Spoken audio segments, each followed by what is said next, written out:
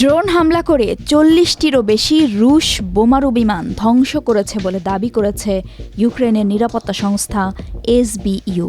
এক বিবৃতিতে এসবিইউ বলেছে, শত্রু রাশিয়ার কৌশলগত বোমারু বিমানগুলো একের পর এক আগুনে পুড়ছে। সংস্থাটি জানিয়েছে, বোমারু বিমান ধ্বংসের লক্ষ্যে একটি বড় পরিসরের বিশেষ অভিযান পরিচালনা করা হয়েছে। এই অভিযানের আওতায় ৪০টিরও বেশি বিমানকে লক্ষ্য করে হামলা চালানো হয়েছে।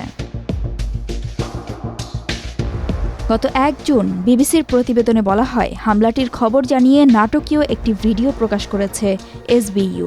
এই ভিডিওতে সাইবেরিয়ার ইরকুৎস্ক অঞ্চলের বেলায়া বিমান ঘাঁটিতে ড্রোন হামলার দৃশ্য দেখা যায়। ফুটেজে বিস্ফোরণের আওয়াজ, আগুন ও ধোঁয়ার কুণ্ডলী স্পষ্টভাবে ধরা পড়ে।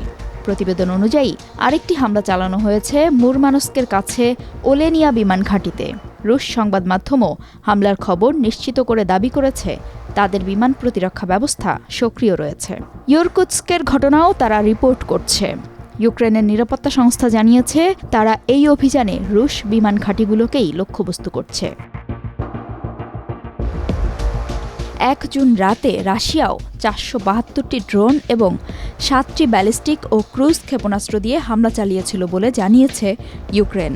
এটি এখন পর্যন্ত ইউক্রেনের বিরুদ্ধে চালানো সবচেয়ে বড় ড্রোন হামলাগুলোর একটি। ইউক্রেন দাবি করেছে, তারা ক্ষেপণাস্ত্রসহ ৩৮৫টি ড্রোন সফলভাবে প্রতিহত করেছে।